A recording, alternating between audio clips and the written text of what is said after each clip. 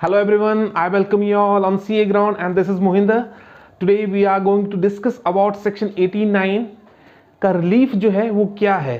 ठीक है, सैलरी का एक बहुत ही इंपॉर्टेंट टॉपिक है जिसके बारे में आज हम डिस्कस करेंगे और वीडियो के एंड में मैं आपको एक बहुत ही बढ़िया एक एग्जांपल देने वाला हूं जिससे आपको पूरे के पूरे डाउट्स जो है सेक्शन 89 के वो क्लियर हो जाएगा। सेक्शन 89 का जो रिलीफ है वो किसको मिलता है और क्या कंडीशंस होती हैं उसकी। ठीक है, ये और बहुत सारे स्टूडेंट्स को इसका कंफ्यूजन रहता है, चाहे वो इंटर्स के हों या फिर आपको फाइनल के हों। उस केस में आपको ये कंफ्यूजन आपको जनरेट करके रखता है, लेकिन अगर आपको इसकी जो क्लैरिटी है वो पता है तो आप इसको इजीली जो है सॉल्व कर पाएंगे। ठीक है, अब 89 का जो रिलीफ है वो मिलता क्यों है? तो जैसे ही सर आपको कोई भी एडवांस सैलरी या प्रीवियस ईयर्स का जो भी एरियर आपको रिसीव होता है, उस केस में क्या होता है, आपकी जो टैक्स लाइबिलिटी है वो बहुत ज़्यादा बढ़ जाती है। लेट्स से कि आपको पिछले 4 साल का एरियर अगर एक साथ में इकट्ठा आ जाता है और आपको जो है करंट लाइबिलिटी जो है आपकी जो है डबल हो जाती है ऑलमोस्ट। ठीक है, तो सर उस केस में डिपार्टमेंट ये बोलता है कि सर आपको हम लोग एक रिलीफ देंगे। वो रिलीफ क्या होता है? तो टैक्स पेयर का ये मोटिव होता है कि जैसे अगर इसी को अगर मेरे को वो पुराने ईयर्स में मिल गया होता तो मुझे ना तो ये जो स्लैब रेट है वो हाई हुआ होता है और ना तो इसका रेट हायर होता। तो दो इम्पैक्ट इसके होते हैं कि सर एक तो जो आपका स्लैब रेट जो है वो मैं ऊपर में चला गया। ठीक है, जहां कि मैं 5 लाख के स्लैब में आ जाता था, अब मुझे 10 लाख के स्लैब में आना पड़ेगा, तो उससे क्या होता, टैक्स लाइबिलिटी बढ़ गई। सेकंड केस में है एवरी ईयर जो है वो रेट ऑफ टैक्स भी जो बढ़ते रहते हैं, तो उस केस में दो तरीके से जो टैक्स पेयर को है वो इम्पैक्ट होता है। तो डिपार्टमेंट ये बोलता है कि सर ठीक है, आपकी बात सही है कि हाँ ऐसा हुआ है और आपकी टैक्स लाइबिलिटी जो है वो बढ़ गई है। ठीक है, तो उसका कहना यह है कि अगर आपको ये उस प्रीवियस ईयर्स में अगर इसको मिल गया होता तो आपका क्या टैक्स होता है। ठीक है, तो ये दोनों चीजें आपको समझ आ गई कि ऐसा ये जो फैमिली पेंशन को इसमें इंक्लूड किया गया है कि जो भी फैमिली पेंशन होती है, जैसे लेट्स से कोई पर्सन है उसकी वाइफ को पेंशन मिल रही है और उसका प्रीवियस ईयर का कोई एरियर इकट्ठा होकर आ रहा है, तो उस केस में क्या होता है, उसका टैक्स लाइबिलिटी जो है भी हैवी हो जाती है।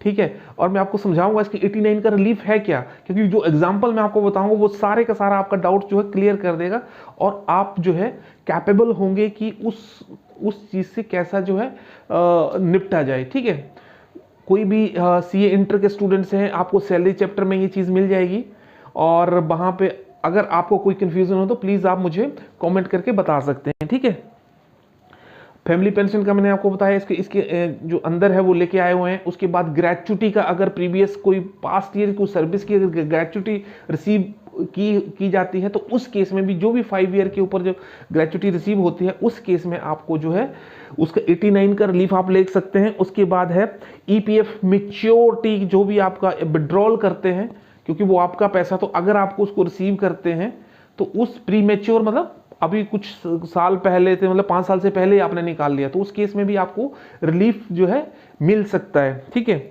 उसके बाद है ये वाला रिलीफ, जो no relief shall be given to the people who are voluntary retirement और टर्मिनेशन ऑफ सर्विस, जिनको भी कंपनी से निकाला जाता है या अपनी मर्जी से उन्होंने जॉब छोड़ दी है, तो उस केस में आपको ये सब चीज जो है नहीं मिलने वाली है, ये रिलीफ जो है एप्लीकेबल नहीं होता है।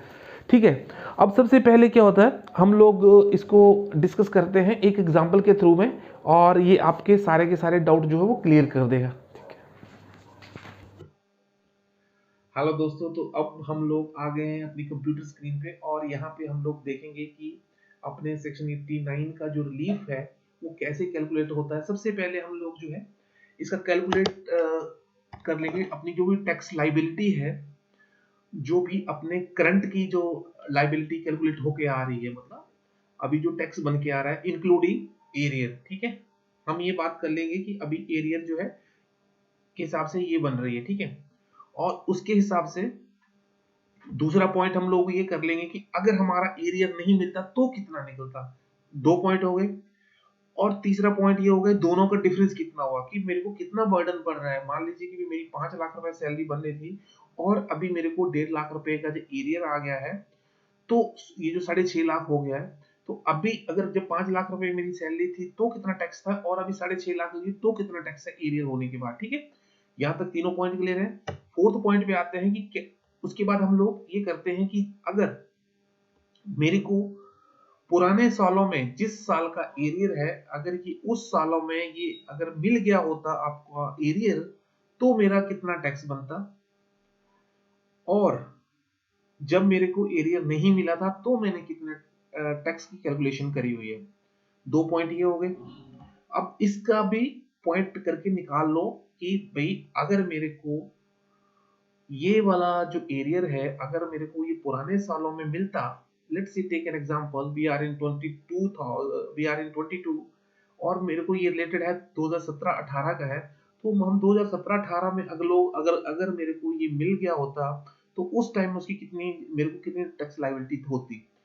तो अभी जो लायबिलिटी है या 2017-18 में जो लायबिलिटी, इन दोनों को जो डिफरेंस निकल के आएगा वो आपको एक्स्ट्रा बर्डन पड़ रहा है।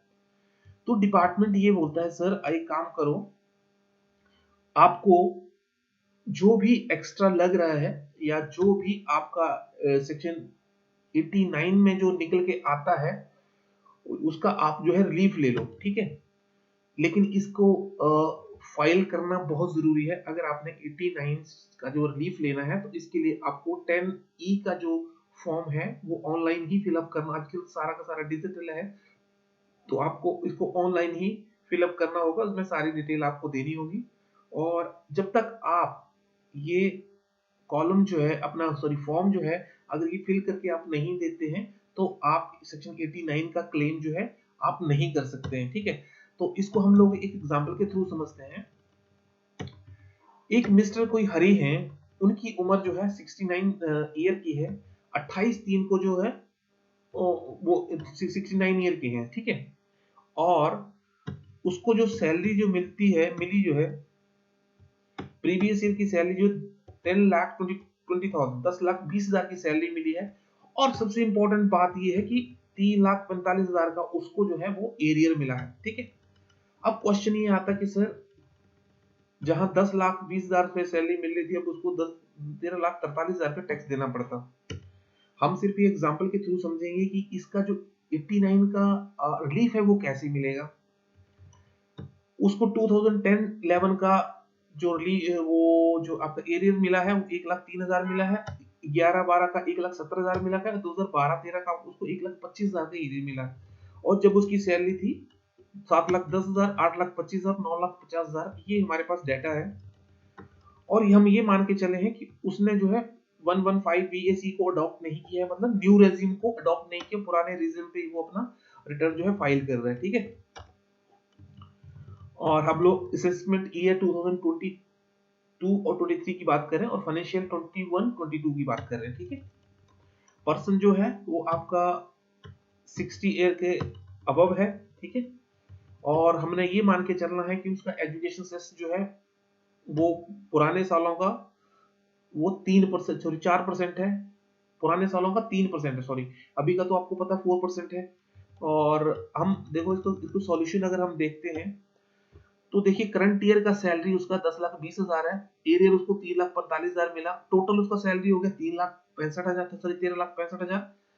अगर उसका आप कैलकुलेट करेंगे सर तो 2,19,500 रुपए उसका टैक्स निकल के आएगा। ठीक है, और अगर हम उसके ऊपर जो है हायर एजुकेशन सेस का जो करेंगे तो 8,780 का, तो टोटल हमारे टैक्स बन रहा है 2,28,280 का। ठीक है, लेकिन अगर हमारे को ये वाला जो पोर्शन है वो नहीं मिलता, ये जो एरियर का पोर्शन अगर नहीं मिलता तो हमारा टैक्स कितना बनता, हमारा टैक्स बनता 1,16,000 रुपए का, और उसके बाद हमारे को एजुकेशन उसके ऊपर देना पड़ता, उसके पास एजुकेशन से उसको देना पड़ता 4,640 रुपए का, जबकि अभी के हिसाब से 8,780 रुपए देना पड़ रहा है। तो मतलब मेरा कहने का मतलब ये है कि सर ये अगर उसको ये एरिया है तो उसका पैसा ही है, लेकिन अगर उसको ये पैसा नहीं मिलता तो सिर्फ उसका 1,20,000 का टैक्स होता है। तो टैक्स पेयर ये बोलता है कि सर मेरे ऊपर तो बहुत ज्यादा बर्डन पड़ गया, 1,07,000 का बर्डन पड़ गया, इसका और इसका डिफरेंस निकालेंगे तो 1,07,000 का डिफरेंस उसको निकल के आता है।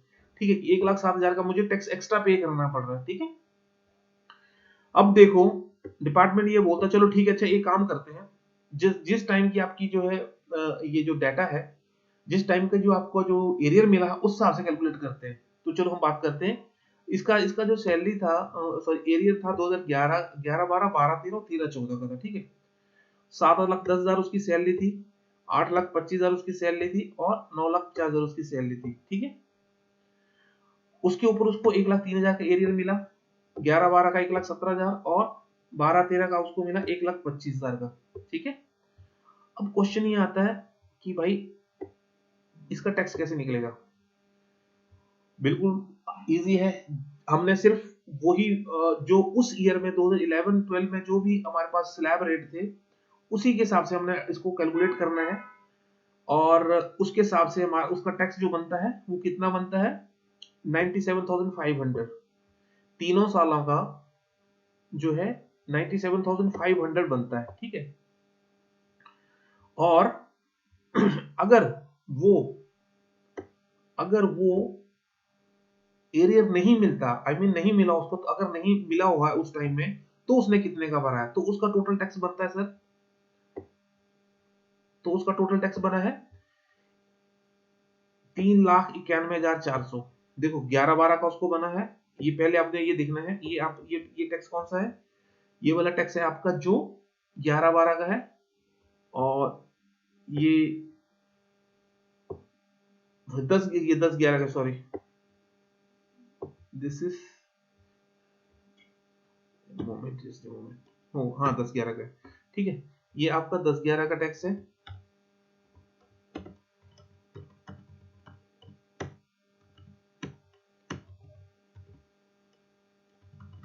ये 10-11 का है,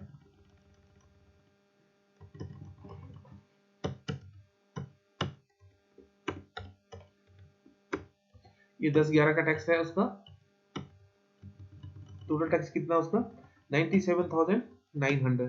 ये कब का है, जब वो एरियर उसको मिलता, अगर यही 1,03,000 का उसकी ये इसका कहने का मतलब ये है, हम लोगों ने बेसिकली क्या करना है कि भाई अगर मेरे को ये उसी वक्त मिल जाता तो मेरे को कितना टैक्स पड़ता। ठीक है, जो आप मुझे इतने 2022 में दे रहे हो, वो अगर मेरे को उसी मिल जाता 11,000 में तो मेरे को कितना टैक्स पड़ता। तो हम वही चीज हम लोग कैलकुलेट करेंगे। उसके बाद देखो आपको 8,13,000 हो गया इंक्लूडिंग एरियर, ये आपका 9,42,000, इसका मतलब ये 8,25,000 प्लस 17 को मिला के 9,42,000 ये हो गया। ठीक है, उसके बाद ये हो गया, उसके बाद 10,75,000 हो गया, एरियर को मिला के तीनों सालों का भैया मेरा टैक्स बनता था 97,900। ठीक है, उसके ऊपर सरचार्ज आ गया, सॉरी आ गया एजुकेशन सेस आ गया उस साल का, वहां का हम कर रहे हैं उन सालों को, तीनों सालों का।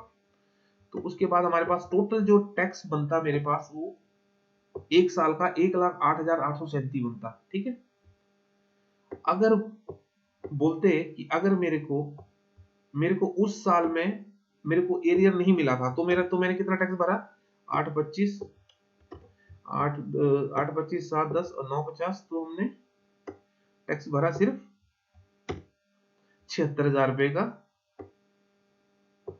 ओके, इस पे 7,10 पे 76,000 का भरा, 8,25 पे 99,500 भरा और 9,50,000 पे 1,15,000 भरा। ठीक है, तो बेसिकली क्वेश्चन ये आता है कि हम तीनों सालों का अगर कैलकुलेट करें तो एक 3,91,400 रुपए का जो था वो टैक्स बन रहा है। अगर मेरे को उसी टाइम में मिल जाता ये पूरे का पूरा जो भी मेरे को अभी 3,45,000 का मेरे को जो ये एरियर मिला है अभी, अगर मेरे को ये पिछले सालों में मिल जाता तो मेरे को 3,91,400 देना पड़ता। ठीक है, तीन देना, ओके, लेकिन मेरे को नहीं मिला तो डिपार्टमेंट ने ये बोला कि तूने तो भाई एक काम करा, तूने तो बिना एरियर का तूने 2,99,215 रुपए भरा है। ठीक है, तो एक काम करो भाई, जो 92,000 का जो है ये तो तुझे भरना पड़ेगा, जब मैंने ऊपर बताया था आपको कि 1,07,000 रुपए का बोल रहा है कि भाई मेरे को एक्स्ट्रा बर्डन पड़ रहा है, तो ठीक है भाई, मान ले तेरे को एक बर्डन पड़ रहा है, तो एक काम करो, जो तेरे को उस टाइम में मिलना चाहिए था, तेरे को 3,91,400 तो तेरे को देना ही था, क्योंकि वो उस टाइम का टैक्स है, उसके हिसाब से, स्लैब के रेट के हिसाब से है, तो 3,91,400 तेरे को तो देना ही था। तो कुल मिला के क्वेश्चन ये आता है सर कि अभी बोला कि भाई देख, जो पुराना है वो तो तेरे को देना पड़ेगा, जो 92,000 का जो है 185 का वो तुझे देना ही पड़ेगा, क्योंकि एरियर पे जो भी पैसे जो भी मिलता है उसके ऊपर आपको टैक्स देना पड़ता है। तो माय डियर सर, क्वेश्चन ये आता है कि आपने 92,185 पे जो है आप मुझे टैक्स दो, और बाकी जो बच गया 1,07,000 में से 15,455 का उसका जो है 89 की जो है रिलीफ ले लो।